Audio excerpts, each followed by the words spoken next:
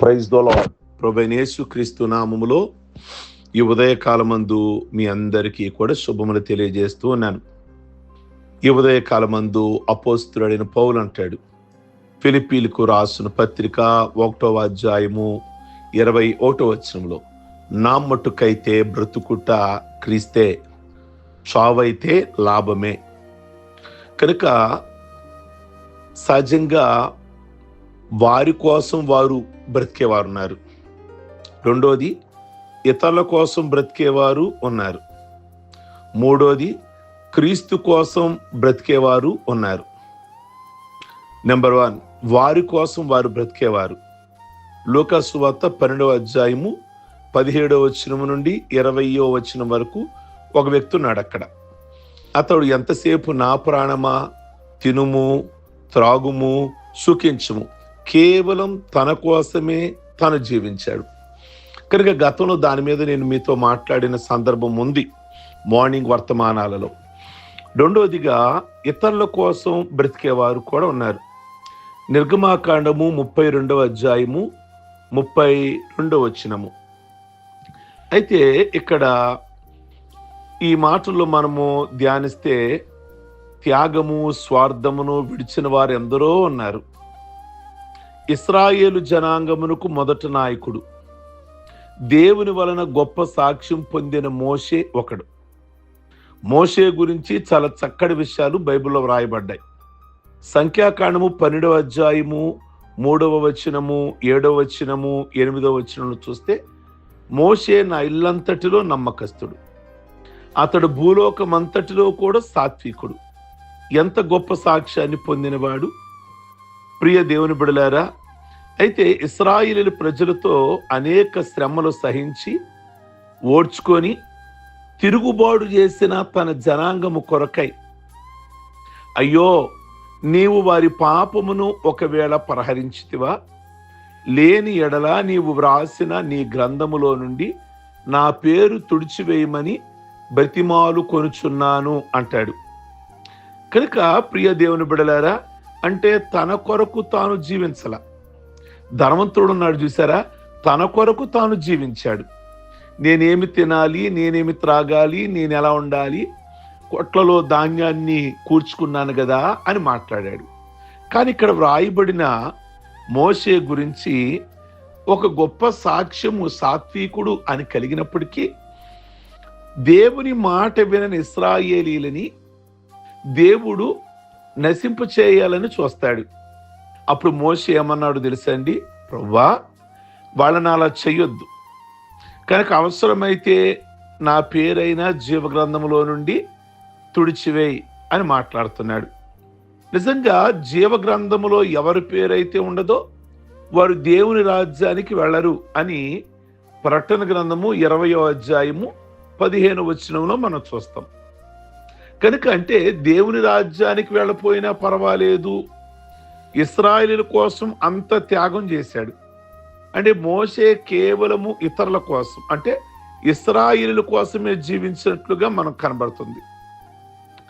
కనుక మనము కూడా పరిశుద్ధ గ్రంథములో మనం చూస్తే, తన ప్రజల కోసం సమూయేలు మనకి బైబిల్లో కనబడతాడు.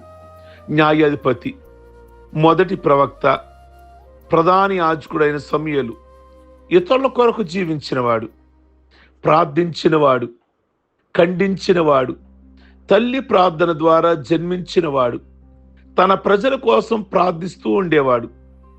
ప్రియ దేవుని బిడ్డలారా, నా మటుకు నేను మరి ఎక్కువ ఆసక్తితో మీ నిమిత్తము ప్రార్థన చేస్తాను. ఆయన శ్రేష్టమైన చక్కని మార్గమును మీకు బోధింతును, లేని ఎడల నేను యెహోవా దృష్టికి పాపినవుదును అంటాడు. సమూయేలు గ్రంథము 12వ అధ్యాయము 23వ వచనములో, మొదటి సమూయేలు గ్రంథంలో. కనుక ఇతరుల కొరకు, ఇశ్రాయేలు కొరకు జీవించిన వాడు సమూయేలు, ఇశ్రాయేలు కొరకు జీవించిన వాడు మోషే. ఈ రోజున మనము కూడా అనేకుల కొరకు జీవించవలసిన వారమై ఉన్నాము. కేవలం మన కోసం ఏదో రోజులు వెళ్ళిపోతున్నాయి, జీవిస్తున్నాను అలా కాదు కదా. దేవుని ప్రజల కోసం జీవించాలి, దేవుని బిడల కోసం ప్రార్థించేవారుగా ఉండాలి. ప్రియ దేవుని బిడ్డలారా, ఒక వృద్ధుడు అడవిలో ఒక కొబ్బరి టెంకాయను నాటుతున్నాడు. వేటకి తన పరివారంతో వచ్చిన రాజు చూచాడు ఆ వృద్ధుడిని, ఆ వృద్ధుడు చేస్తున్న పనిని. వృద్ధుడా, నీవెంతకాలం బ్రతుకుతావు ముసలాయన? ఈ టెంకాయ మొలిచి చెట్టై దాని కాయలు తిందువా అని ప్రశ్నించాడు. ఆ వృద్ధుడు అన్నాడు కదా, రాజా, ఈ చెట్టు నాటుట నా కొరకు కాదు, దాని ఫలాలు నేను తినాలని కూడా కాదు. నేను వేసిన ఈ వృక్ష ఫలాలు తరువాత వచ్చేవారు తినడానికే అలాగున నేను చేస్తున్నాను. ఈరోజు మనము ఇప్పుడు అనుభవిస్తున్న ఫలాలు, మనం తింటున్న ఫలాలు మనం వేసినవి కాకపోవచ్చు. ఈరోజు ఎవరో నాటిన చెట్ల ఫలాలని మనం తింటున్నాం కదా. మనము ఇతరుల కొరకు బ్రతుకుట దేవుడు మనల్ని గొప్ప చేస్తాడు. ప్రియ దేవుని బిడ్డలారా, ఎవరో నాటిన ఫలాలు మనం తింటున్నాం కదా, మరి ఈరోజు మనం నాటిన ఫలాలు ఇతరులు తింటారు కదా అని ఆ వృద్ధుడు రాజుగారికి చెప్తాడు. అంటే కేవలం మన కొరకే మనం నాటడం కాదు, మన కొరకే మనం జీవించడం కాదు, గమనించాలి. మూడోది, క్రీస్తు కోసం జీవించేవారు ఉన్నారు, వారి కోసం వారు జీవించేవారు ఉన్నారు. రెండోది, ఇతరుల కోసం జీవించేవారు ఉన్నారు. మోషే లాంటి వారు కానీ, లేక సమూయేలు లాంటి వారు కానీ, లేక నెహెమ్యా లాంటి వారు కానీ. ప్రియ దేవుని బిడ్డలారా, మూడోది క్రీస్తు కొరకు బ్రతుకుట. అది అన్నాడు పౌలు గారు, నా మటుకైతే బ్రతుకుట క్రీస్తే, చావైతే లాభమే. తన కొరకు జీవించిన మేలు లేదు, ఇతరుల కొరకు జీవించిన నీవు అనేకులు ఎదుట ప్రకాశిస్తారు. మీ కొరకు మీరు జీవిస్తే ఏ మేలు లేదు, కానీ ఇతరుల కోసం జీవించారా, మీరు అనేకులు ఎదుట ప్రకాశిస్తారు. దానియేలు గ్రంథం 12:3 వ్రాస్తాడు, వారు ఆకాశ మండలంలోని జ్యోతులను పోలి ఉన్నారు అని. పరిశుద్ధ గ్రంథంలో క్రీస్తు కోసం బ్రతికిన వారు ఎందరో ఉన్నారు. క్రీస్తు కొరకు జీవించువారు అనేకమైన శ్రమలు, నిందలు, దూషణలు, అవమానాలు, క్రీస్తు సేవ, ప్రియ దేవుని బిడ్డలారా, పరిచర్యలు కష్టమైనవే. కనుక రోజా పుష్పములు పాన్పు లాంటిది కాదు, ముండ్ల పాన్పు వంటిది. క్రీస్తు కొరకు బ్రతికి హతసాక్షులైన వారు ఎందరో ఉన్నారు. కనుక గమనించండి, గులాబీ వెనక చాలా ముళ్ళు ఉంటాయి కనుక గమనించండి.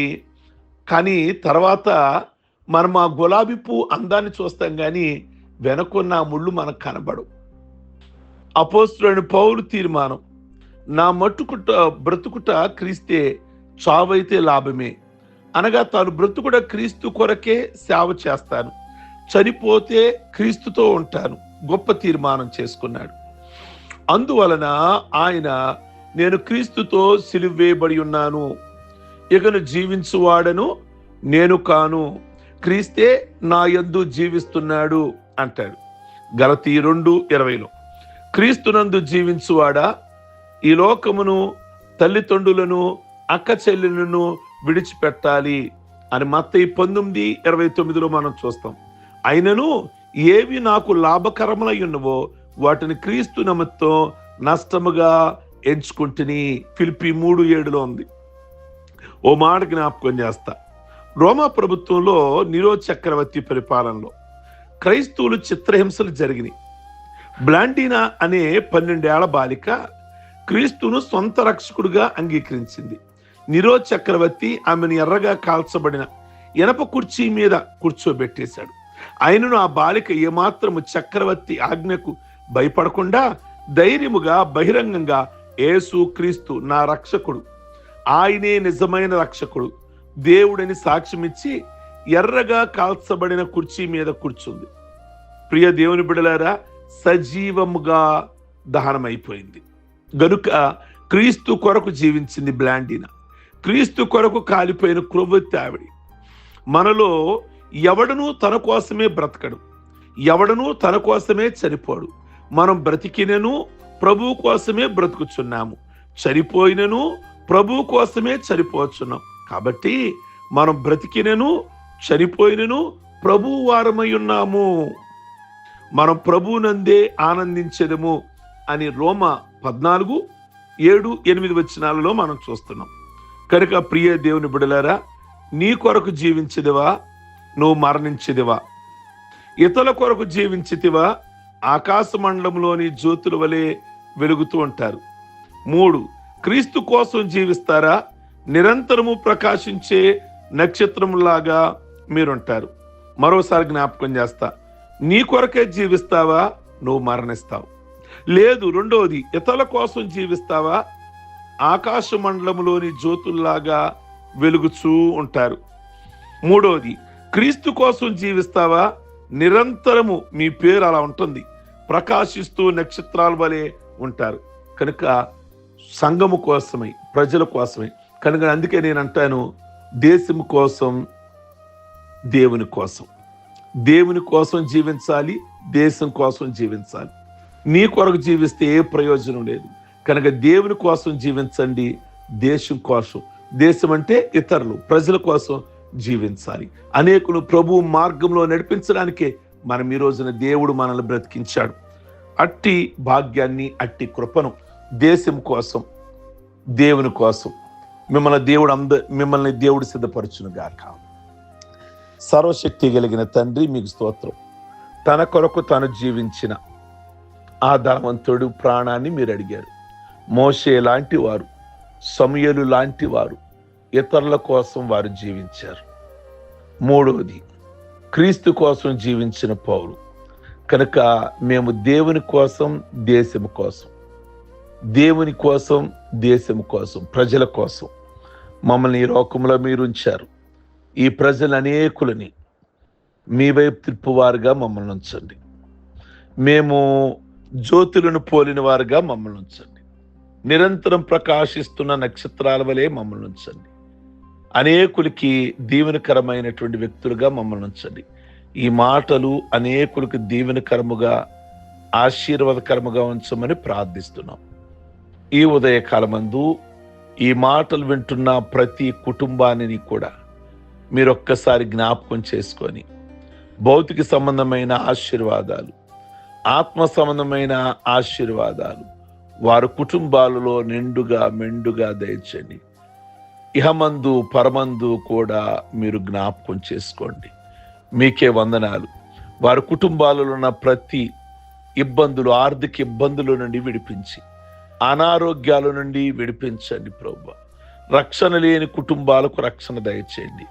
ముఖ్యంగా ఈరోజు పెళ్లి రోజులు, పుట్టినరోజులు, రక్షణ పొందిన రోజులు చేసుకుంటున్న బిడ్డలందరినీ దీవించి, ఆయుష్ ఆరోగ్యాలతో నింపి, ప్రతి విధమైన మేలులతో నింపి, మీ నామమునకు మహిమ తెచ్చుకోమని, సమస్త విషయాల్లో కూడా మేలు చేయమని యేసు పరిశుద్ధ నామములు అడిగి వేడుకొనిచున్నాం తండ్రి. ఆమేన్. ఈ మాటలు మీకు దీవెనకరంగా ఉన్నట్లయితే అనేకులకు ఫార్వర్డ్ చేయండి, లైక్ బటన్ నొక్కండి, అలాగే కామెంట్ బాక్స్లో మీ అభిప్రాయాన్ని వ్యక్తం చేయండి. God bless you.